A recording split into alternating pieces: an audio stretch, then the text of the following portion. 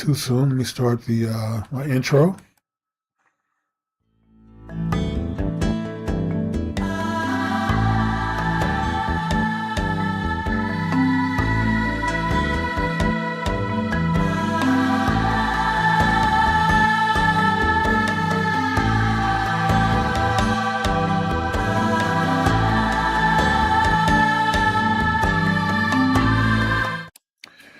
Good evening, everyone. Welcome from the great state of Texas. I'm your host, VJR Stewart, and this is Black Talk. If you got here a little bit earlier, you would have saw me setting up. Time sort of snuck up on me. And at the show started, when I wasn't quite ready. So I have to be a little more mindful of that, be on time. So we have another interesting show to talk about tonight. And if you haven't already, let's take care of some business. Please hit that like button, subscribe to the channel, spread the word. If you're here watching the show live or if you're watching it later on and streaming it, excuse me. Just 1 second, hold on. Please share the link, spread the word. I'm trying to grow the channel and I need your help to get there. So this is a brand new channel. It's only about 2 weeks old. I think this is the second week, not even quite 2 weeks. But I started Black Talk to have an outlet so I can share my opinion without having to be politically correct, not have to worry about what other people think. And I can just be a straight shooter, talk about what's on my mind and share my thoughts with you and without someone, and if you're offended by what I say, if you have sensitive ears, if you are a white liberal, socialist, progressive, communist, Marxist, Democrat, you don't, or one of their minions, you don't like to hear me call you out, then this is not the show for you. It really isn't. But for everyone else who's interested in learning what's going on in the world and getting maybe another perspective on what's going on, then this is the show for you. So we can have an adult conversation. I would do my absolute. The show is not for children, so let me just say that. I do specify that to abide by the community guidelines from YouTube.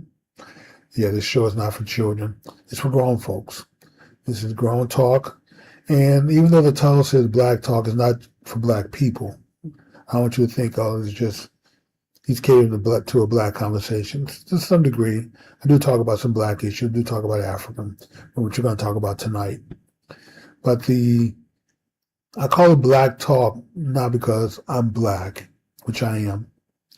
I call it Black Talk because my wife often accused me of being dark, not in skin color, but dark in my views and my humor.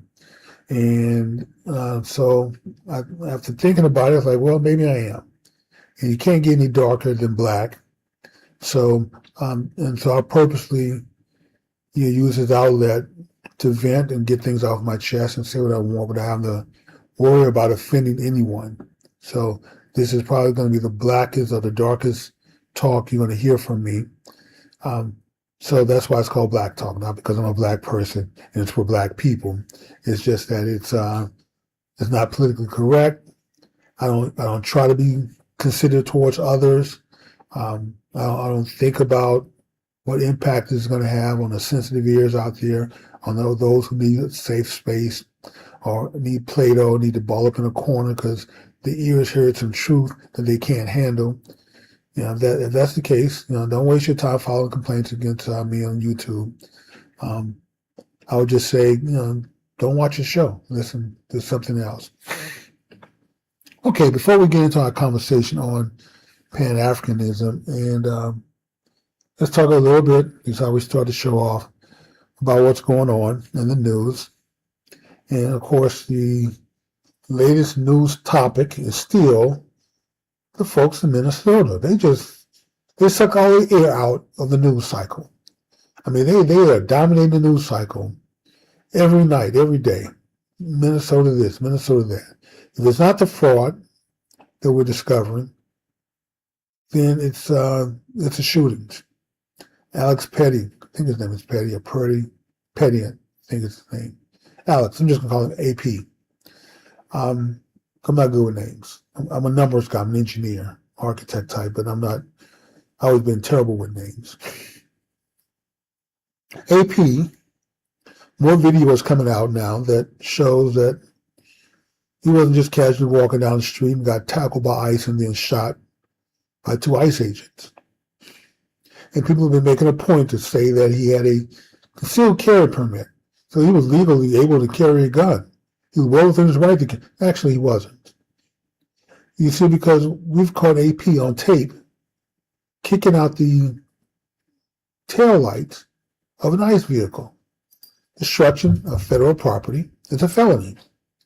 Once you commit a felony, as a concealed carry permit owner, your concealed carry permit now is invalid.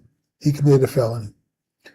On top of that, if you are a person who carries a weapon, you have a concealed carry permit to do so in your state.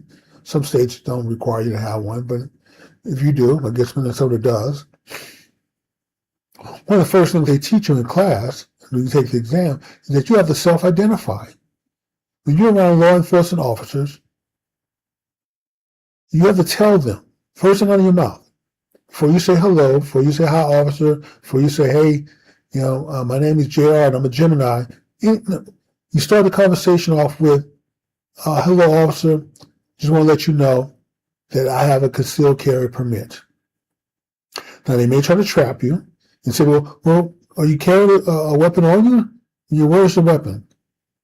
Okay, so you don't have to answer that. That really is a trap question, because if it's in your jacket, you have a holster and it's under your jacket, and you do this, open your jacket up and show them, well, now your weapon is not concealed anymore. Now you just expose it in public, and you're subject to arrest at that point.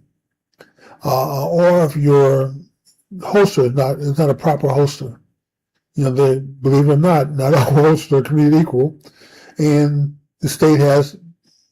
some states have defined holsters that you can use. What you can carry, how you can carry it on your body. Sticking it in your pants is not one of them, trust me. First of all, it's dangerous because you may reach, whether it's in the front or the back, you may reach back there to grab it and pull the trigger by accident and shoot yourself. It can happen. But you're not required to show the officers your weapon or tell them where your weapon is. Or you can pull it in the car for a traffic stop. You let them know, first thing, I have a license, I have a concealed carry permit, or I have a concealed carry license. Okay, Mr. Stewart, where's your license? Where's your gun? Okay, I have a concealed carry permit. I don't answer questions without my lawyer. Simple. That wraps it. You don't have to tell them it's in the glove compartment. You have to tell them it's in the trunk of your car, under the seat. You have to do any of that.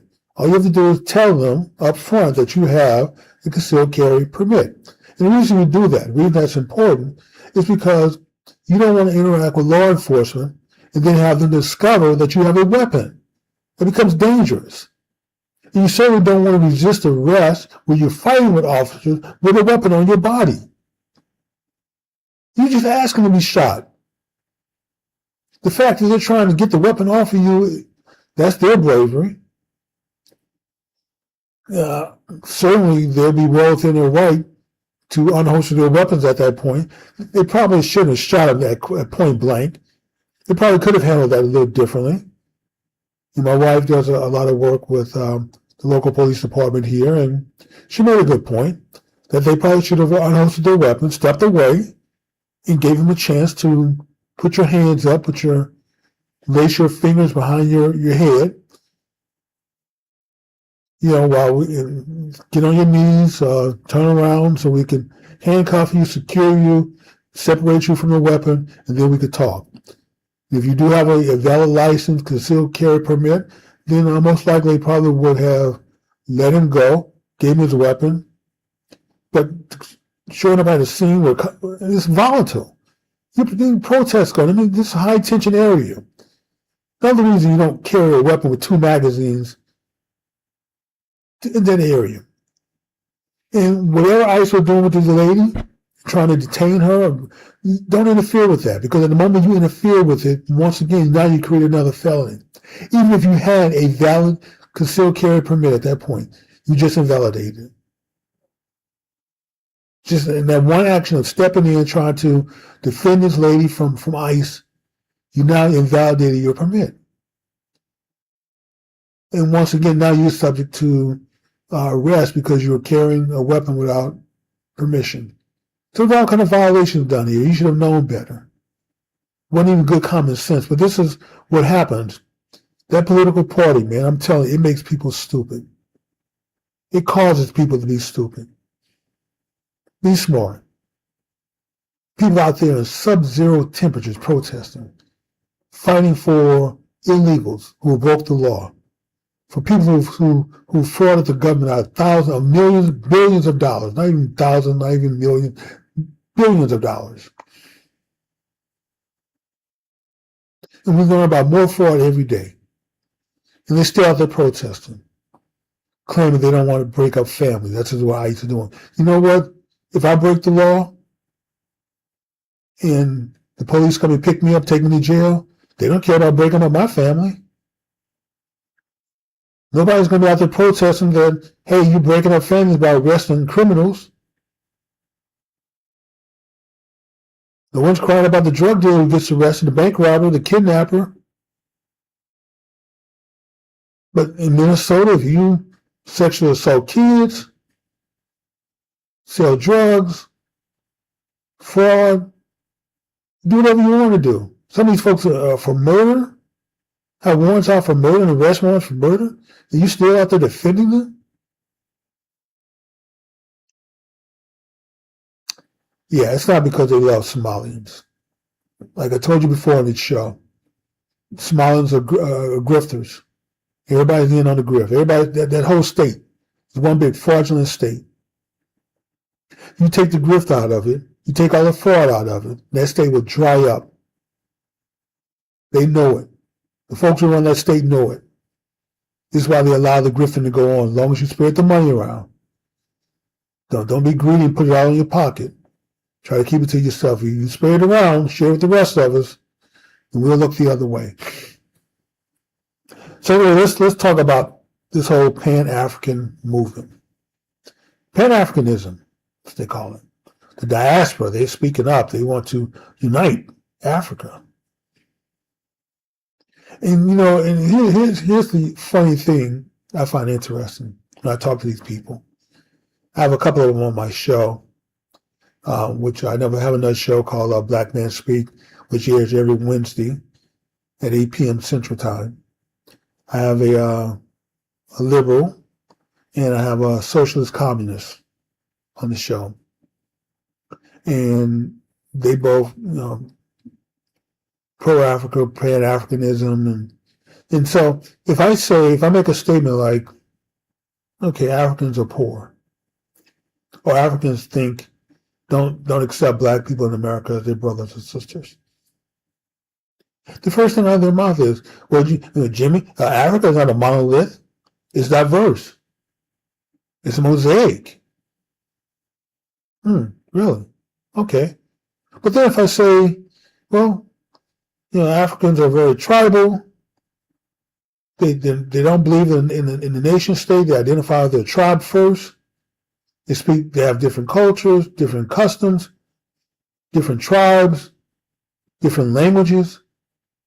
And so for that reason, you know, they can't come together. They can't get anything done. That's why they're so ass backwards in that country, that continent. Oh no, JR, that's not true. We had great kingdoms there. Give me a break. Everybody had great kingdoms. The Incas, the Aztecs, the Mayans, the Comanches, the Apaches. Just here in the Americas, great kingdoms and empires. The Brits, the Germans, the Italians, the French, the Spaniards, the Portuguese. Not to mention all the Denmark and Switzerland had great kingdoms. They ruled over something at some time. Even out east.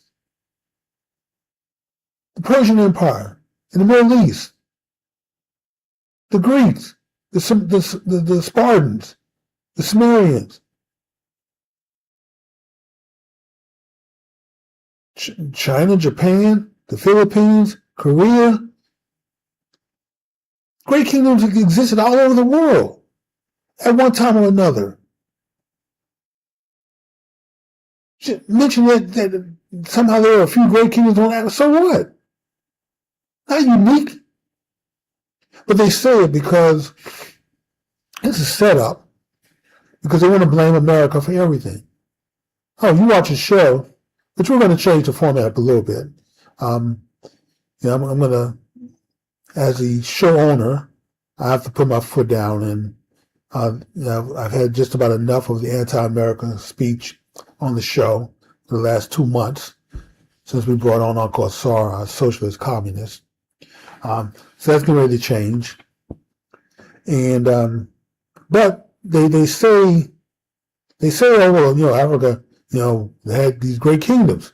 They say it because they want to make the point that somehow Africa was great until white people came along. Oh, they were doing just fine until white people came along. Colonization is what destroyed Africa. White people drew all of their borders, defined all of the nations in Africa. Even now, I'm not even sure there's any African nations that print their own money. They either use American dollars, the Swiss franc, the French franc, Belgian, Portuguese, Brits, British pound. I know that there was one African nation, I'm not even going to mention them, it's not even worth mentioning. They have a dictator, most of them do. Open the door up. I mean, the story that you read the hit, it made it seem like this leader named Toure was standing up to America because he invited Western banks to come in and set up a digital currency. They use, the French provide their money. They used to be under French rule, and the French still provide their money. He wanted to set up a digital currency. They said, okay, we can set this up for you. You can have your own Bitcoin, your own digital currency. But in order for it to have value, you need to put something behind it. And so I guess it was agreed upon that they would start off with $300 million in value. Okay, fine. Do you have the cash? Do you have the money? No. Well, they do, but they didn't want. He has over $1 billion in gold. So, okay, well, we can loan you the money to put value to your digital currency, but you have to put up collateral. And the collateral is, we want you to put up $300 million in gold. So if you default on the loan, we have something that, we can, of value that we can get our money back on. Tory said no. Nope, not going to put the gold up. Not going to put up any money. No. You put it up. This right here is the central problem with Africa in their thinking. They always want someone else to do it for them. They've gotten so used to someone else doing it, for white people doing it. They don't do it. Look at South Africa. When it was run by white people, even though apartheid was bad, I'm not trying to defend it, it was bad. But South Africa was the only sub-Saharan country in Africa that wasn't third world. It was developed. Streets, sewer system, water, electrical grid, power, farms that could feed themselves. They grew enough food to feed their population and to export food. 60 years with black control. Look at the streets now. South Africa, in the capital, looks like a third world country. Streets falling apart. can't keep the lights on, the electrical grid falling apart, generators are falling apart, because they don't modernize. It never occurs to them that you may have to take some of the money and modernize. Reinvest it back into the infrastructure to keep the streets. If you don't take care of it, they fall apart.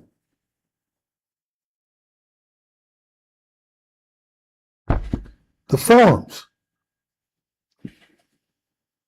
You used to be able to feed yourself. Now you can't even feed yourself. You have to import food. You can't even incentivize. You gave a lot of the land back to the people that they claim that you stole it from. Okay, fine. What are they doing with it? Nothing. You can't even feed yourself.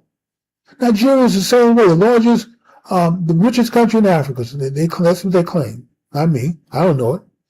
I'm assuming that they're telling the truth. I know they have one of the largest population, 250 million, 253 million to be exact.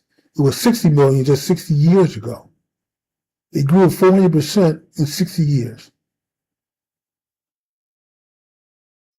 The largest rice producer in Africa, but yet you can't grow enough rice to feed your population. And you constantly produce more babies. 10 million babies, new babies a year. That's more than the United States and the European Union combined. I think the European Union and America annually produce about maybe 8 million babies a year. 7 to 8 million, somewhere roughly around that number. Barely able to maintain their population because we lose about 8, 9 million people every year. So those babies are just replacing the aging, dying population. Our population is pretty fairly steady until Jim Crow Joe Biden opened the floodgates and let in millions of immigrants.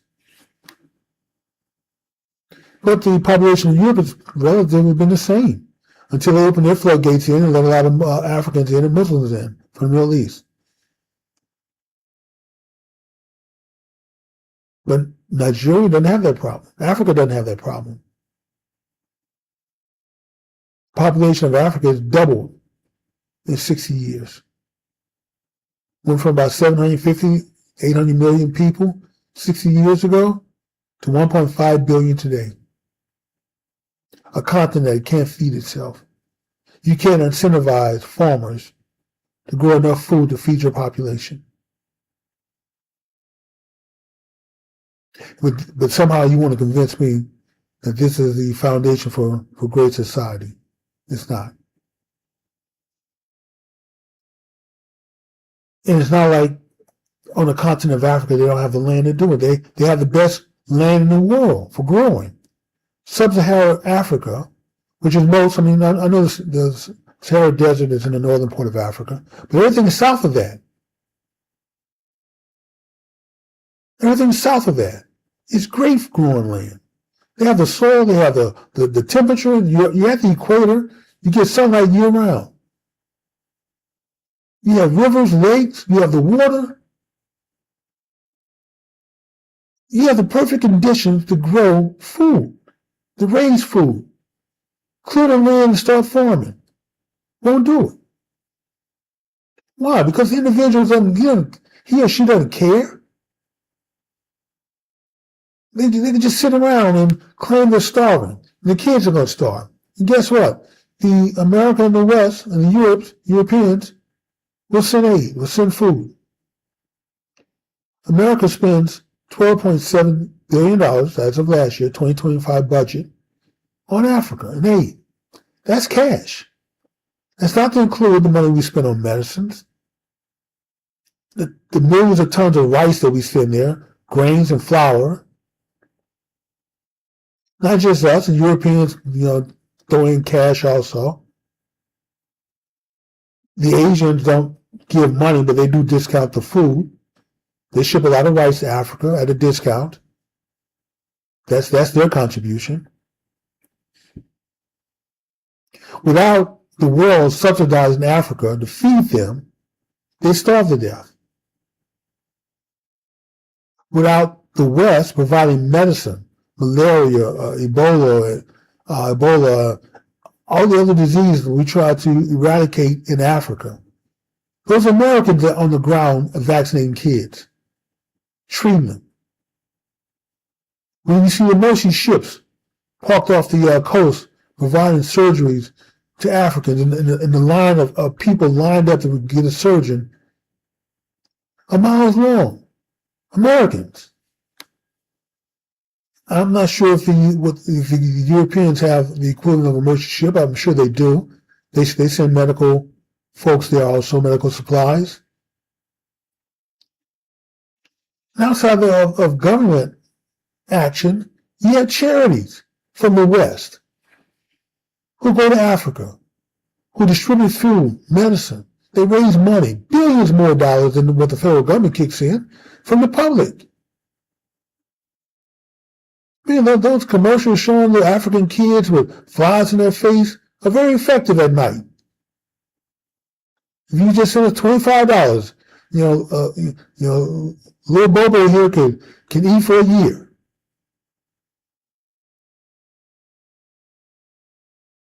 Do you see how silly it is for black folks here in America, this diaspora, to be talking about unifying Africa when they can't even feed themselves? They don't come together for their own self-interest. There's nothing stopping Africans from trading with each other. There's nothing stopping them from cooperating with each other, protecting each other. Sudan has been in civil war, for most of my lifetime that I can remember. What African nations ever tried to step in to stop it? No. The only ones trying to stop it are Europeans and Americans. The Orange Man. Rwanda and the Congo, the DR Congo, have been at war. Bill Clinton claimed he didn't know about it. 800,000 Rwandans died on his watch. He claimed he didn't know about it. If I knew that they would do something about it, brother, you would have done nothing. You would do just what you did, nothing. The Orange Man put a stop to it. Went to both countries, told them, look, we can help you out. You can trade with us. We'll give you, preferred trading status. But the war stops today, right now. You have to sign peace agreements with us and economic agreements. And we'll help you develop. Pretty good deal, because without American help, without somebody's help, all they're going to do is just keep fighting with each other. Using their money to buy weapons to fight each other. Rwanda is a little better off than the Congo. But now they're not having to spend money fighting each other. They can actually use their money to develop the country. So now I hear that, hey, Rwanda is actually a pretty nice place to go visit. Maybe even to live if you fantasize about living in Africa. That may be one of the safest places now to live. Why? Because they're under U.S. protection now.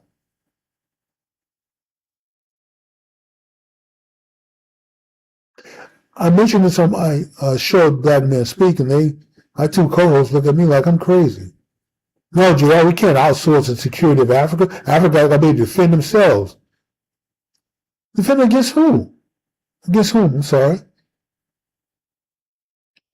The whole continent of Africa can't unite and defend themselves against one Western developed country.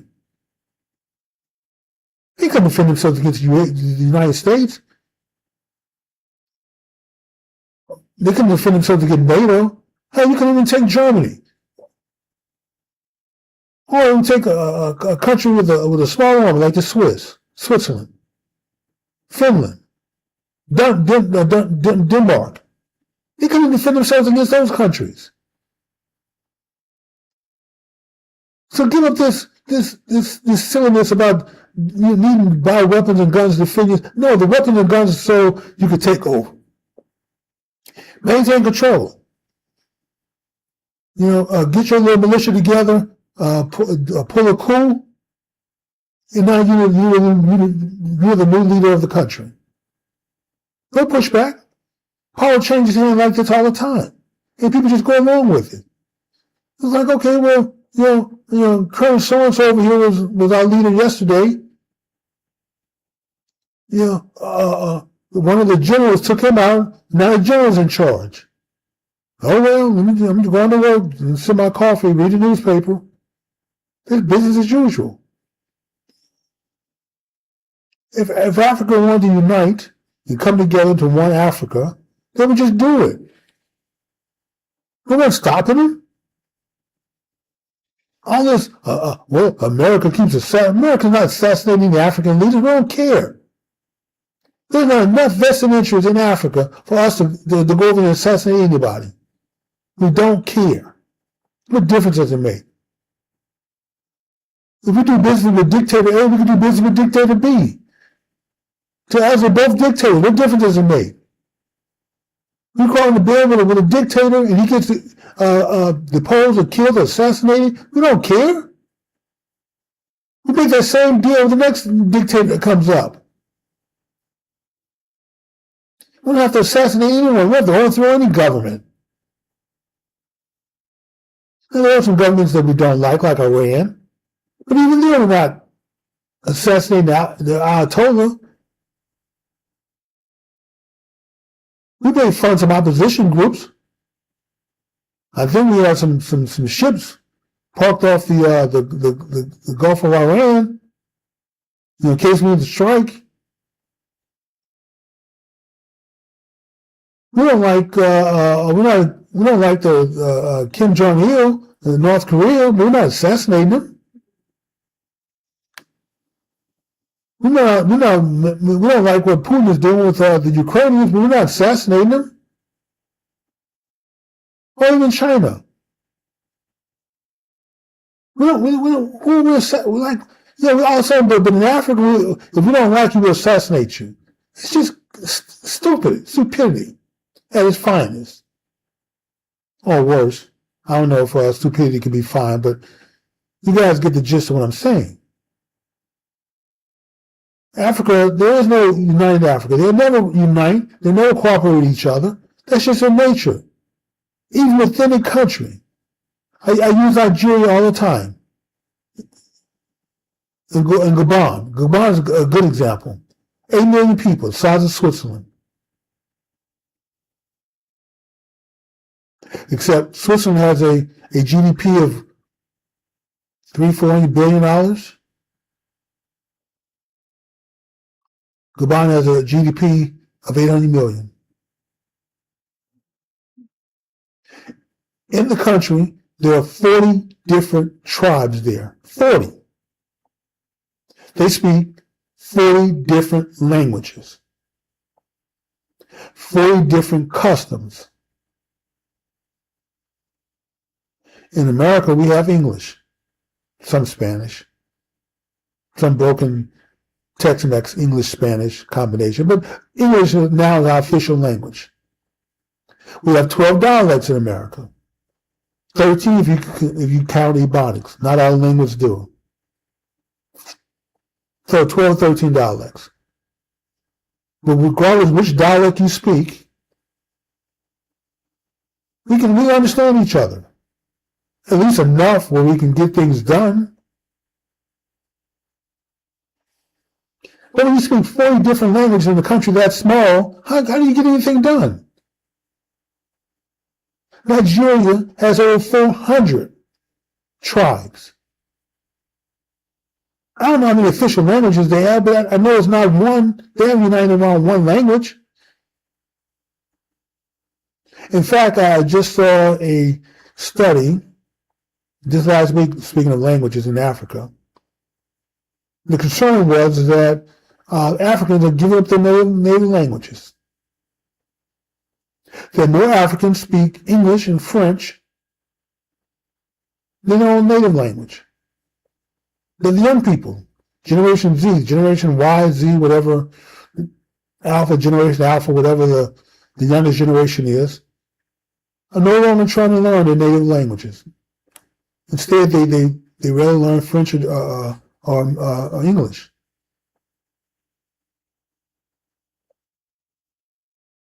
And how many times I've heard Africans sort of look down on among American blacks You folks have no culture. Your culture has been taken from you. Your identity has been taken from you. Your name has been taken from you. Your language has been taken from you. You're basically nothing. I have culture. I have a tribe. I have language. I have history. All you have is slavery in America. Okay. We have the American culture. That's our culture. Far superior to your culture or any other culture in the world. We have enough sense to build roads for our cars. If we build a factory somewhere, we can get electricity, water, and sewage to it. We build houses called subdivisions. They have water, electricity, sewage, trash pickup. We don't have to go urinate outside. We don't have to go relieve ourselves near where we stay. We have enough sense to know that that's not good living condition. That creates all kinds of diseases when you live with your filth. By having a common language, we're able to communicate with each other. We don't always have to agree, but we can have debate, come to some kind of understanding about what we're going to do.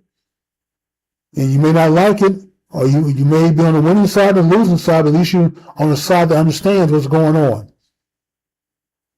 Oh, well, my side lost, the other side won, and here's what they get ready to do. You understand it. And we know we have a checkered history. You don't have to remind us about our dark history. We know our history, or at least most of us do. Some of us do. I do. It's not something we're proud of. In fact, we're probably so ashamed of it, we do our best to try to forget it.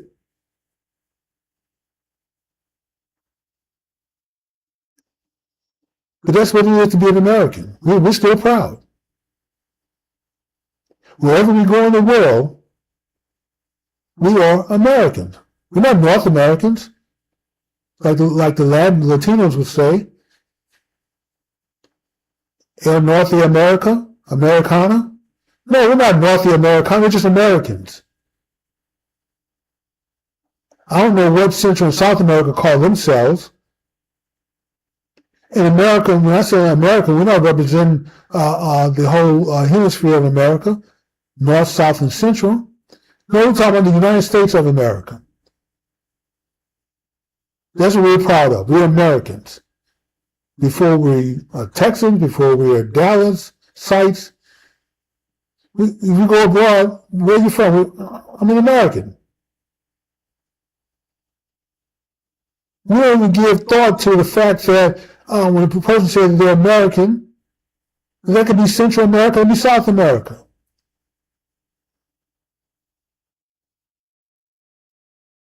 But when folks say they're African, first of all, very few Africans say they're Africans. They don't even identify with the continent. They don't identify with their nation state. Their tribe comes first. They're very tribal people. I'm from Nigeria, but I'm from this tribe. And they only say Nigeria because, that's something they figure that people outside of Africa, you folks are not smart enough to figure out if I just give you my tribe name to understand. So I have to mention the nation state. Very tribal people. They can't come together in those conditions. First of all, the nations can't even come together because people don't even recognize the nation state, barely. The tribes don't come together, not even within the nation state. They fight with each other for control, for money, for power. And power just keeps transferring from one tribe to the next. If your tribe is in power, you live large. You have the money, you got the influence, you got the grift game going. And things are good until the dictator is deposed, overthrown, and if he's from another tribe, well, it was good while it lasted. Now, tribe B is in charge. They get all the perks.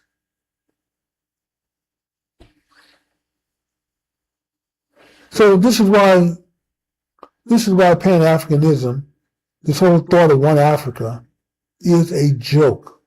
And I'm not even sure why these silly black folks in America even concern themselves with it. If you want to unite Africa, go to Africa and unite it. Why are you sitting over here in the land of the Satan, land of white people, the great Satan, sucking up our resources, clean water, electricity, stores, jobs, money, food? Why are you over here sucking up our resources when you're missing out on what you can be experiencing in Africa? Go over there and unite it. Why are you staying over here where it's nice and safe, talking about one Africa? They just come together, all their resources, just imagine what they can do, their wealth. First of all, they're not going to do anything. They have huge amounts of resources in Africa, in the ground. What are they doing to get it out of the ground? Nothing. Whatever mining operations are there were put there by white people. Then you ran them off. Did they modernize the mines? No. Have they invested to put in new mines? No. Oh no. That's too much like white. With the money you have coming in, do you build streets, schools, hospitals? No. The slums are still slums. Just off all along, Nigeria gets somewhere between $200 and $250 million a day coming into their country. They're an OPEC country. And if you're rich and connected there, you live well. But 70% of the people in Nigeria don't have running water. They also don't have sewage. In order for them to get water, they drill wells. Who pays for those wells? America does. We give millions upon millions of dollars to charities to drill wells in Africa so they have fresh water. $250 million a day, and the government can't even put in water infrastructure, pipes, water treatment, and pump the water to the village. Even if you don't put it in every house, every hut, every little piece of crap little dwelling, can you at least have a community fountain where people just go scoop the water up? No, they have to go to a well. They have to drill. Eventually, those aqueducts and those reservoirs are going to dry up. Then what? Oh, I guess in addition to feeding them, then we have to provide water for them. You see millions of bottles of water, plastic bottles, being sent there, and then what are you going to do with the plastic after you drink the water? You're just going to toss it. There's no trash pickup. There's no sanitation. And when they get overrun with plastic all over the place, then once again, America will get blamed for it. It's your fault that we have all this damn plastic here and don't know what to do with it. We're drowning in plastic. We're going to have the plastic because that's the only way we can deliver water to you, fresh water, clean water. When the wells ran dry. The problem with Africa is too much white guilt. At some point, and I'm glad to see that Trump is at least talking about reforming the system. That we're going to give aid to those countries that we have deals with. Peace deals, security deals, economic deals with. But you're not going to keep blanket giving money to Africa so they can go buy guns and bullets and shoot each other. Especially, if the country's being run by a dictator. Just being passed from one tribal dictator to the next tribal dictator. Oh, and by the way, they take our money. They buy AK-47s from North Korea. They buy the rounds and bullets from China. And they buy the other military gear from Russia with our money. So whatever money they don't line their pockets with, the leaders and their cronies, friends and family, and tribal leaders, the rest of the money goes to our enemies. That's where our aid goes. They won't even take the money to buy food with. No, ship us food for free. We need the aid money that you send us for other means.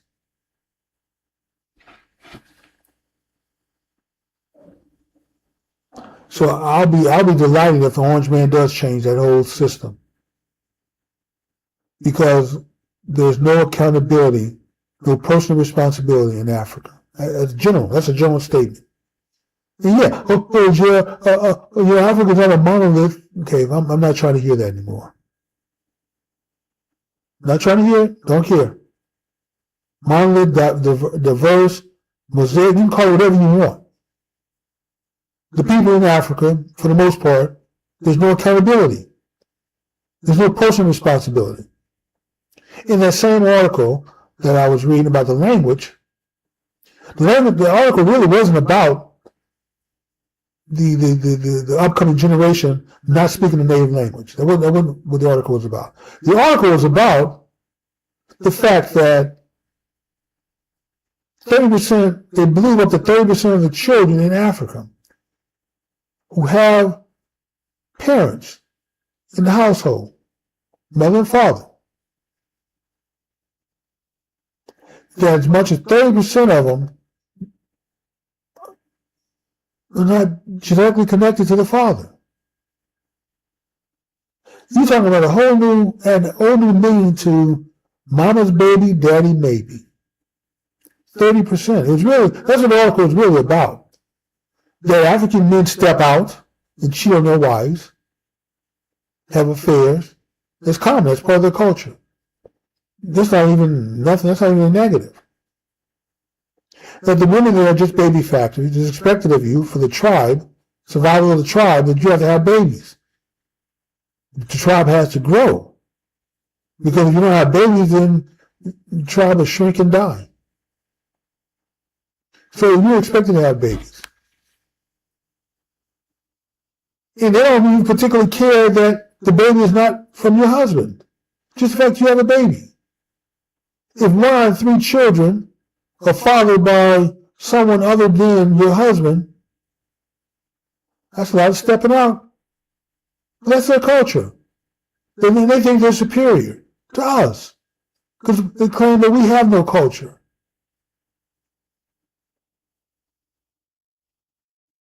Now, I know people here in America cheat also. Not saying that we don't.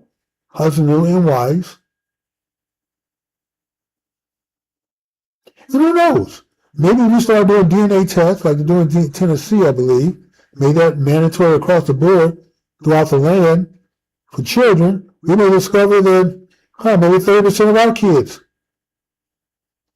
don't belong to the man that the woman points the finger to and say he's my baby daddy. Who knows? Maybe. We may not be any better in that respect than the Africans. But the whole point of this is that I do think we have more of a sense of personal responsibility. We know we have to work. We have to do things to take care of ourselves. We have a little bit of a socialist state and a welfare system in place. But all it's going to do is keep you alive. All you're going to do is survive off of that. You're not going to really get ahead and live the American dream. You're true if you want to try to get ahead a little bit. You have to exercise some responsibility over your life, accept some ownership of it. You can't just sit back and say, oh, well, I'm from Dallas. That's my tribe. Let the city figure out how to feed me, put clothes on my back. I don't have running water. They don't come pick up the trash. No sewage. Oh, well, I'll just throw trash out of my yard. I just go in the backyard and relieve myself.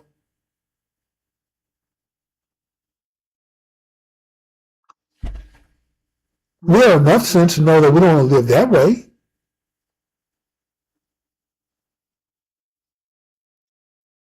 But Pan-Africanism is a fraud, is a waste of time. If someone approaches you, it sounds good on paper. They make it sound really romantic, of you fighting for Africa, to unite Africa, one Africa. Africa's been ruined by white people, by Europeans, especially by America. We have very little interest in Africa.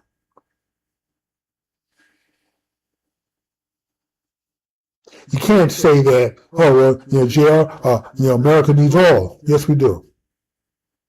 But you know what? America has the third largest oil reserve in the world. Third or second, depending on who you ask. And we just took over the country that has the largest, Venezuela.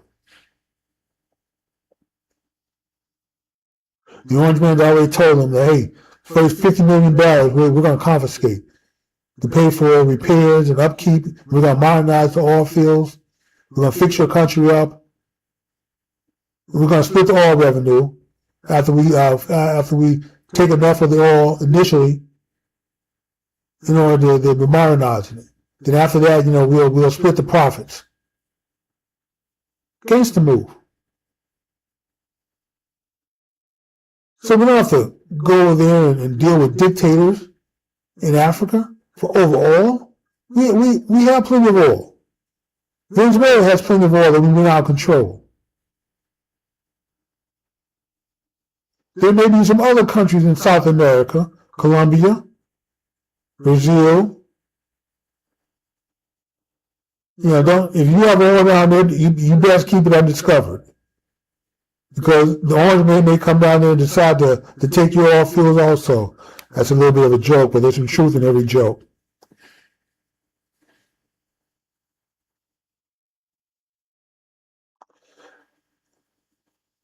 So anyway, I have a few minutes left, and I can finish talking about these clowns who preach and push this Pan-Africanism, this one Africa concept.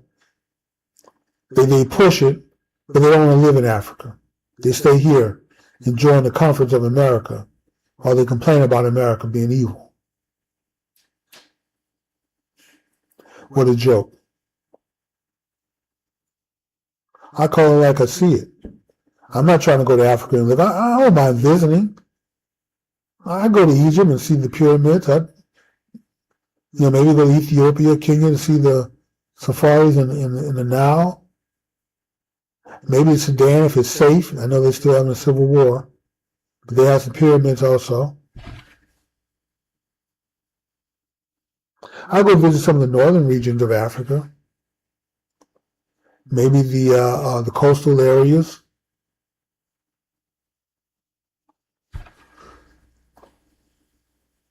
But there's much of Africa I wouldn't venture into. We feel safe. And if I was kidnapped and they sent a note to my wife, we're going to kill this JR guy because you give us $50 million. Oh, well, I'd be dead. And not that she wouldn't pay it. We don't have $50 million. $5 million.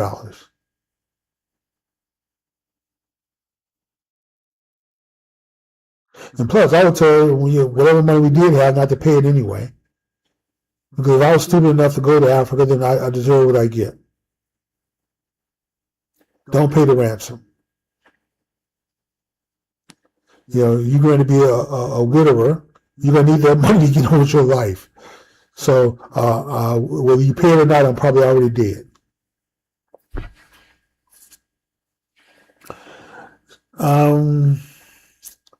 I think I've already asked everyone to like, subscribe, hit the notification bell for my show. Please spread the word. Thank you for watching tonight. For those who are watching the show live, it's still cold here. It's going to get colder tonight. So when I finish the show, I'm going to go light a fire. And me and my dog Charlie, we like to sit around the fireplace and get warm. So that's what I'm going to do. Put my long johns on and layer up and light a fire. So maybe make some hot chocolate. Stay warm. So wherever you are, if you're in a region of the country that's getting hit by the frost, you do whatever you have to do to stay warm. Layer up, bundle up, put a fire in the fireplace, pay your utility bills so they don't turn you off. Hopefully nobody gets turned off during this winter. They'll hopefully work it out within you some time, but don't take the chance. And if you're in part of the country where power has been lost, or utilities have been turned off because of weather, not because you didn't pay your bill, then once again, find safe shelter someplace. Libraries and schools, I think they're opening up some centers, some space, public spaces, warm shelters to keep people warm. If you find yourself in that situation, please, do whatever you have to do to get there. Don't try to rough it out in freezing temperatures. You may survive the next day, you may not. Don't take the chance. Do the right thing in this case. Live to tell the story. It'll be an interesting story a year from now. How you went you may even make some friends there. You may see some of your neighbors there. So you don't feel embarrassed like, I gotta keep my head down. I don't want this. No. You may look up and you see your neighbors there. They were smart enough to get to a warm shelter themselves. Nothing to be embarrassed about. This time, under these conditions, we're Americans and we stick together. That's what we do. North, south, east to west, Republican, Democrat, Independent, Communist, Socialist, Green Party, Peace, Labor Party, doesn't matter. As Americans, we stick together when the times get hard. So with that being said, I'm actually going to give you back a few minutes. The last few nights, I actually went over. I think I ended the show about 7 minutes past last night. So I'm going to give you back 3 or 4 minutes tonight. And go ahead and call it a night. And I will see you guys tomorrow. Tomorrow's Friday. And we'll be doing another review on Stephen A. Smith. And of course, you guys know Stephen A. Smith is a sports commentator. He's great in sports. He's okay on the news and civic stuff. But sometimes he makes statements. He tries to come across as an independent, which I know he's a closet Democrat. He's not fooling anybody. He's not fooling me. And so we're going to take one of his shows and a couple of statements that he made and review them and dissect them, vet them, and review them. So until tomorrow night, I'm your host, DJ Stewart, and thank you so much for watching.